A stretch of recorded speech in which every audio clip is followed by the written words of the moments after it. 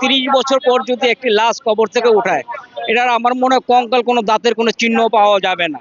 একজন রিস্কওয়ালা মারা গেলে বিচার পায়, একজন রামিসা হত্যা মামলার বিচার দ্রুত কার্যকর হয়েছে, আর আজকে বাংলাদেশ চলচ্চিত্র একজন অংশকর চিত্রনায়ক আজকে 30টি বছরে তাকে হত্যা করা হয়েছে, তার বিচারটা এখনো কেন ঝুলে যাচ্ছে? একমাত্র শুধু প্রশাসনে বলতে পারবে, আইন বিভাগে বলতে পারবে।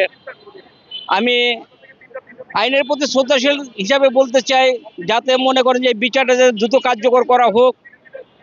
মাননীয় আইনমন্ত্রী ও মাননীয় স্বরাষ্ট্রমন্ত্রীর কাছে আমার আকুল আবেদন রইল, আসামিদের যাতে দ্রুত যাতে কার্যকর তাদের গ্রেপ্তার করার জন্য।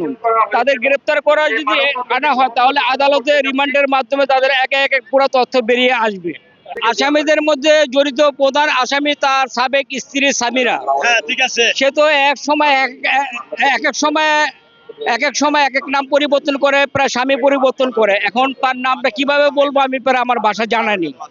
এরপর যে ডন আছে, এরপর তার অ্যাসিস্ট্যান্ট ছিল আবুল, তারপর আপনার গিরি পরিচালক ছিল আপনার ডলি মনোয়ারা, মানে তারাই প্রায় এখন জড়িত ছিল। একটা আসামি যদি আত্মহত্যা করে, তার স্ত্রী কিভাবে লাশটা পেরে আছে না আপনার ফ্যান থেকে নামায়? ফ্যান থেকে নামানোর লাশের দায়িত্ব একমাত্র প্রশাসনের, সে বেড়ে কিভাবে নামালো? হত্যার মূল আসামি সে, হত্যার মূল আসামি সামিরা। আমরা আদালতের কাছে আকুল আবেদন জানাই সামিরাকে দ্রুত গ্রেপ্তার করার জন্য। হ্যাঁ, এখানে প্রায় ডনও আসামি আছে, এই খুনের সাথে ডনও জড়িত আছে। জি।